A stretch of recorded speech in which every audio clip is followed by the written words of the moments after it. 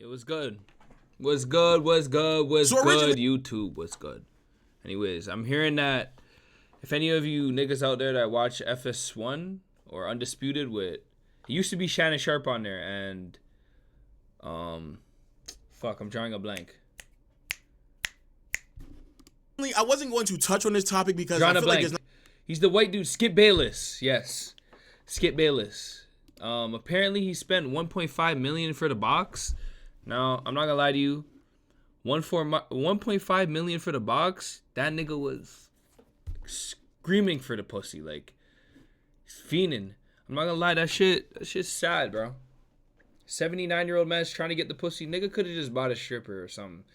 You're a multimillionaire, about 1.5 million for the box. Not enough information. However, bro, the way that everyone has been talking about this conversation over the last week has been disgusting. Straight disgusting. It makes absolutely no sense. Now, for those who may not be aware, there is a nasty lawsuit right now that is being filed against FS1. And in this lawsuit, there are some familiar faces such as Joy Taylor, Emmanuel Acho, and Skip Bayless FS1. And in this lawsuit, there are some familiar faces such as Joy Taylor.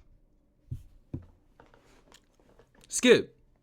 This is who you want to spend 1.5 million for the box for? Yeah, she's good looking. Yeah, okay. Not my type though, but she's good looking though. But 1.5 million, you dropped the big bag? What does she do? Does she have like previous history? Was she slurping niggas up, taking souls, curling toes? You gotta let me know, cause I don't think 1.5 million. I don't think there's no box on this earth that would make me pay 1.5 million. I literally would have to have so much bread, and I still wouldn't think to do that. That's unnecessary, man. And now you're gonna grim your whole TV show. Old niggas get horny too. Rhino pill made. That nigga's Viagra made. 79, that shit don't stand up. That's word. Taylor, Emmanuel Acho, and Skip No homo, Bayless. though. The crux and premise of this lawsuit is that during a hairdresser's time being employed by FS1, effectively there was a lot of toxic behavior, and that toxic behavior in the workplace basically stretched from not being properly compensated all the way to a lot of inappropriate touching and some relationships that should not have been had amongst some of the people in the lawsuit and in the company as well. So that's the crux of it, and the reason why I'm being pretty vague is because the video just started, and if I say certain words, then I'm immediately going to get demonetized and packed up. Now, like I said before, the reason why I held off on this video and really and truly wasn't even planning on uploading this video is because I have learned within my time being on the internet to kind of just pause for a second and bring in as much information as possible. I feel as if like over the last week, discourse around this lawsuit has been completely lost, and a lot of the energy that has been focused on certain people is not just unwarranted, but quite frankly, I can tell that many people. Bro, this is so fucked that the man's like gonna get a lawsuit for wanting to pay. That nigga wants to pay 1.3 M's for some pussy. Females, now look at it like this. Would you ever pay 1.3 M's for some dick? Exactly. Just have not completely have not read this lawsuit in I'd rather give that money to my any mom, form whatsoever. Many people are getting their spark notes and forming opinions about what occurred in this lawsuit instead of actually reading it itself. So what exactly do you need to know, and what are my thoughts about it? If a bit ever told me I had to pay 1.3 million for her box, lotion time. What the fuck? Nothing's worth that. What the fuck? And just some of the more disgusting things that happened throughout. Even if I'm rich, this lawsuit. First is the inappropriate relationship that were happening at FS1 that more or less consisted of a lot of hosts and hairdressers and just a lot of other on-air talent. And then, unfortunately, the other aspect of it is that this inappropriate relationship started to extend all the way up to higher executives, and that's where Charlie. Oh, so she's fucking them all. Oh shit, that's how she got her position, eh? Let me find out. She's fucking them all. So Skip is the head boss. We know that. I'm watching Undisputed. It was nice. Until Shannon left, those don't get turned on in the morning. Those are grim. She's a narrator. I don't know who this nigga is, and I seen this guy sometimes on the show. So it's probably got messy. Like, all them niggas want to dip their chip inside that nacho sauce, but they couldn't get that chance. Dixon's name gets brought up in this conversation. Now, where exactly do some of the familiar faces come into play with this lawsuit? Well, essentially, there is a toxic environment that has just filled with a bunch of sexual nature and bad habits, where it is being led by some of the head execs, such as Charlie Dixon, that then trickles down to someone like Skip Bayless, who also has a lot of power amongst a lot of things that are going on at FS1, to the point where not only is he going around doing inappropriate things, such as allegedly touching women inappropriately, sending very inappropriate text messages, and also offering $1.5 million to sleep with Miss Ferrucci. It wasn't 1.3, it was 1.5. Miss Ferrucci is putting out that mystery miracle whip. Wow. 1.5 million for that to have sex. Wow. This is up there for the most down bad thing that I've heard all this year. The year just started, nigga. We're day 15 into the year. Who is the one who is levying this lawsuit, which you disgust me, nigga. 1.5 million. That's a lot of money, dog. It's a lot of money. And then all of that sex? more or less trickles down to the lesser talent or the lower talent that may not have that. And she rejected him. Ooh, that's bad. I'm not gonna lie though. If a bit told me that she was old too, she told me 1.5 million to fuck her. Let me not say it. Much power at FS1, where a lot of them are consensually participating in a lot of this activity, such as Emmanuel Acho and Joy Taylor. However, probably the biggest headline here is that Joy Taylor, though she consensually participated in this, but she was willing to redact her consent in terms of the relationships that she had with Charlie Dixon if it deemed necessary to make sure that she can continue to have some level of power in the dynamics within FS1, which is pretty crazy. However, with that being said, how exactly all of this is being reported is crazy to me, because I feel like there's a lot of people who are just missing the mark when it comes to how this is being reported. On one hand, you have a bunch of people, in particular women, I'm gonna just straight out say it, women who are sitting here who are, again, albeit sitting here saying that, hey man, this isn't fair, we don't know if it's true or not, but then also coming to the defense of Joy Taylor in incidences that really don't make any sense at all. Issue number 2 is that we're just going to completely negate her experience, the fact that she is more than qualified to be in this role. And when you look at this lawsuit and you comb through it, at face value, they paint her as a bartender who had little experience, who was had experience in radio and was not qualified for Fox Sports, and she was working as a fill-in anchor and a bartender at the same time. And that's where I get really frustrated with people on social media who are trying to come for this woman's experience. And yeah, I don't like that. If that's false, I don't like that still. You can't paint a picture of a woman that you don't know shit about. Like, just paint a narrative for someone, that's fucked up. That's like me going to a random person and saying, yeah, before she got the job, she just fucked everyone she fucked everyone to get her ranking. Maybe sometimes that could be true, but to just put on someone without knowing, then that's a scary place, man. All the people with a large following, watch out. Word. People's intentions are never real. Never fucking real. It's always the people with all the money, the higher ups, niggas with money. Especially, I'm talking to the ladies too. Niggas with the money, they will make you. they'll pay for that shit. I'm telling you, if they'll do anything, they'll be nice around you. Yeah, I'll just rent out this spot for you. We're good. We'll eat some dinner. Be good. Rent out the spot to you, talk in your ear, but you know what they want. I'm gonna be real. You know what they want. They want the pussy, nigga. That's what they want. Credibility. That's exactly what Skip was doing. Like focusing on something as trivial as, you can get your technically spot. Speaking, Skip's like, yeah, you could get your spot, but word.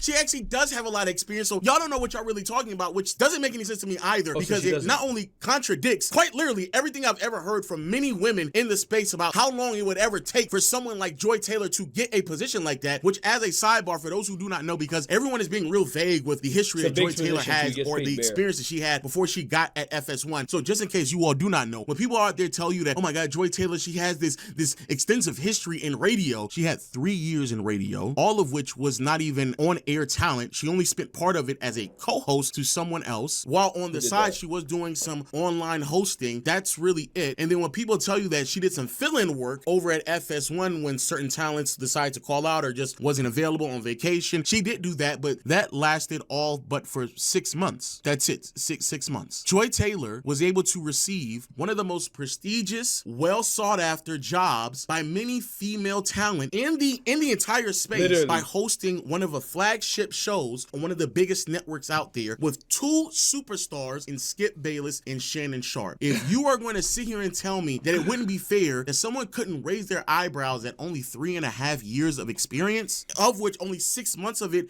is on television experience, if you're telling me that it's not okay to like raise your eyebrow at that, then you're being very, very disingenuous. To put this into context, there are several other women who have very... I can't hate.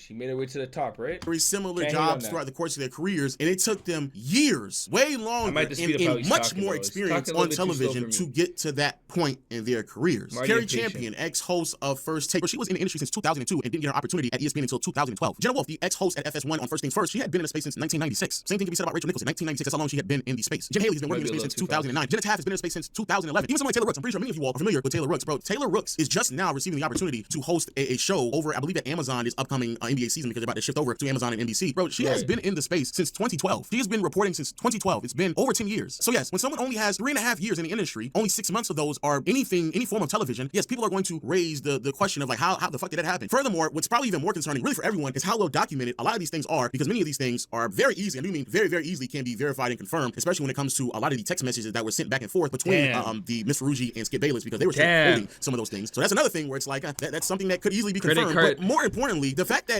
even a credit... See? I actually rate her. I'm going to tell you why. Not even the credit card could have bought her pussy. 1.3 million couldn't even get her a chance to do it. She might actually have standards, though. $1.5 million couldn't make her do it. I guess the money isn't everything. I guess so. Both Marcellus Wiley and Jason Whitlock, as much as many of you all don't like him, and I thoroughly understand, but the fact that both of them have come out effectively confirmed a lot of this behavior was going on even when they were working there, especially because a lot of the culture at FS1 has been consistent with a lot of the things that they have told over the last week as well. And so the fact that people are still tiptoeing around this, to me, is crazy. Just in the interest of transparency and just me keeping it real, when I was at Fox Sports, I don't know if this is factual, but I know what everybody thought. Everybody, these stories that the machines talk about in this lawsuit, they were widespread and prevalent in 2016. Everybody across Fox Sports saw and gossiped. 2016, I was about 16 years old. About Joy Taylor and Charlie Dixon. This lawsuit brought a lot of things home for me that I never thought of. So for you, the thing you didn't know was that Acho and Joy were plotting for our show. I did know that. And speaking about Jason Whitlock, the rant that he went on about Joy Taylor, peanut butter skin and her cans, I think he called them cans or knockers or whatever the hell his name called him. Know what I'm capable of. And that big rack of hers that she showed off constantly. It's just, and that peanut butter skin with that big rack. Though those comments were very inappropriate, I understand that. Some of which were... What the fuck? Nah. So pretty funny. People are missing the point there. The point isn't that Jason Whitlock, but that's a little bit creepy, you though. Fat fuck. You're not that guy. That's what Cam was saying. You're not that guy. You didn't have to push nobody away. You fat ass. Oh my goodness. Joy Taylor wouldn't dare have sex with you. You're missing the point. Hey, Jason Whitlock. Hey, my guy. No, you're not my guy. Guy, come here. You're not that guy, pal. You're not. That big rack of hers, that's inappropriate. That butter skin, that's inappropriate. Like, yeah, it is. It's like you're literally sexualizing. You're not that guy. I don't like niggas that just sexualize women, though. That's kind of weird still. And the fact the man went on air to say that shit's like, that's weird. You're old ass, big 60 years old or whatever the fuck you are. That big age, man. You shouldn't be, what? And Cam Newton, what the fuck are you wearing? Like, real shit, man. Nah, that's actually pissing me off. What the fuck are you wearing? You trying to be Dr. Doolittle? The nigga's trying to be Horton wears a who? Or where's Waldo? What the fuck is that? Am I tripping? So to comment on something like this, bro, stay in your lane. Whether Joy did what she did, the accusations are true or not, stay in your lane, Jason. Like, all right, let's put it like this, since we want to get personal. Like, yo, who you fucking? Who you sleeping with? What she look like? Like, bring her to the forefront. Allegations isn't that Joy Taylor is running around having sex with men that That she was finds pretty attractive. funny. She's having Almost sex got with me. men to gain leverage and power of the situation. And the fact that at that point in time in which she came along, Jason Whitlock had his own show, it would make even worse. If anything, Jason Whitlock would be that guy. He would be the exact guy that she would go after and have sex with. If you perceive Jason Whitlock as this fat slob that ain't never had no piece of pussy a day in his life, that would be the exact type of nigga that would be easily manipulated with some peanut butter skin being thrown right at his lap. But the second and probably more important aspect of the whole conversation that was centered around Jason Whitlock and a lot of things that he said was way more with the fact that this has happened before. Jamie Horowitz, I think that was his name, I can't remember. But there was another executive, FS1, who lost his job due to very similar behavior. And Jason Whitlock, throughout his rant, throughout his live stream, he not only confirmed, but he specifically was able to recollect a moment where another woman came to him crying about some of the misbehaviors that was happening on at FS1, and that was utilized to pack this nigga the fuck up. Charlie Dixon was the number 2 to Jamie Horowitz, and Jamie Horowitz was someone who got fired for sexual harassment over something that I'm very intimately aware of. And when there was a piece on that chessboard, sexual harassment. Yeah, he does look like one of those. You know, niggas need to stop thinking with their dick. 2025, stop thinking with your dick, man. I don't know, man. Dude, like... over something that I'm With very that intimately money, aware make a of. bitch And when there was a piece do. on that chessboard that came to me crying on my shoulder about problems they were having with Jamie Horowitz, I let him cry on my shoulder. Hey, I'll support you. Whatever it is you want to do. And I didn't tell him what to do, but I certainly let him cry on my shoulder.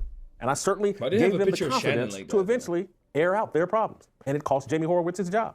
So the fact that it has been confirmed that a lot of this stuff is just reruns at this point, it's been pretty consistent at FS1. I mean, the misbehaviors, the sexual misconduct, that has been consistent at FS1. So I have no idea why so many people are still beating around the bush with a lot of this stuff. I get it. You want to be, you want to be correct and you want to make sure you're on legal grounding. And I understand you don't have to sit here and say that. You're guilty. You don't have to say that. This form of like denial about how any of this stuff could occur to me is crazy when we already see that there's been a history of this at Fox. Anyway, Shannon Sharp coming out and saying, well, my name went in there. My name ain't went in there. It ain't in there. Nigga, this is not a moment to have an I told you so. Like this is not an I told you so moment. I don't know what you're doing right now. This is not an I told you so moment. You need to shut the fuck up, bro. Stephen A. Smith having, I believe her name is Tori Cooper on there, and they going back and forth about, I just think it's so unfair how people are talking about Joy Taylor. To a degree, I understand why wouldn't Shannon not back himself up and say, I'm not in any of the patch notes?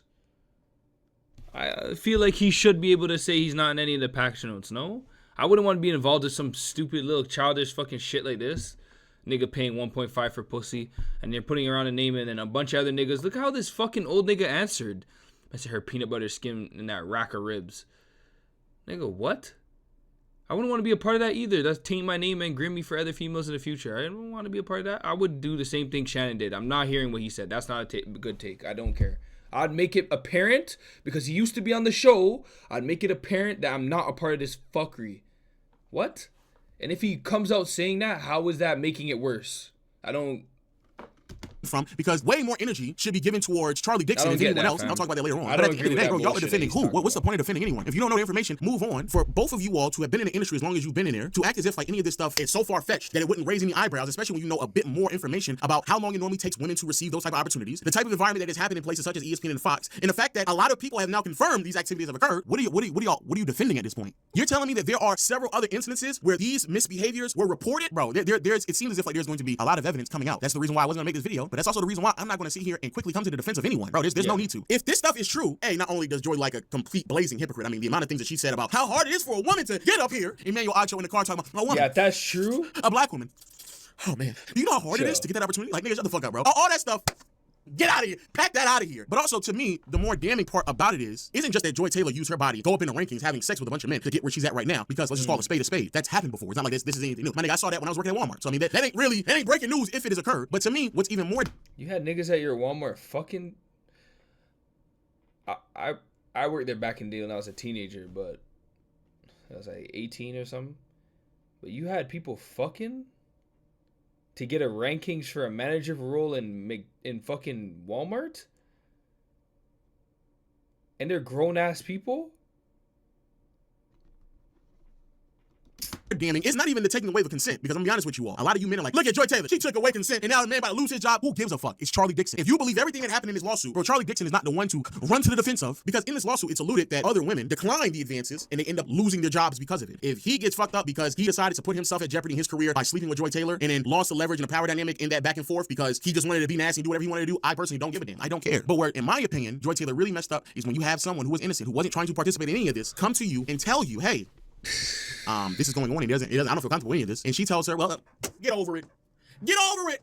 Get over it. You could have utilized that opportunity to put yourself in a position for not only for yourself, but also Ms. Ferrucci. But my overall thoughts of this is the fact that this stuff still exists is crazy to me. It's crazy to me. And coming from my framework as an independent creator who has been creating content for 10 years, crazy to me. Not only does it still exist, but the fact that I know so many independent content creators on this platform who basically do a lot of people's jobs at these networks at a way lesser price, but yet can produce very similar outputs in terms of like social media influence and just all around clicks that a lot of people have online. But we do it at a fraction of the price, a fraction of the personnel that surrounds these people. Like I ain't got my haircut right now. I look kind of messed up, so I ain't got no hairdresser, so I don't look that presentable, I guess, to you. But I'm assuming most of you all don't give a damn anyway because y'all rather come here for facts, information, and as long as Nick Wright and Chris Broussard and all the Wilds and all these other people were there, that you weren't aware of any of these things occurring. You may not have participated, and I can get behind that. You not being aware of it, I have a hard time believing it.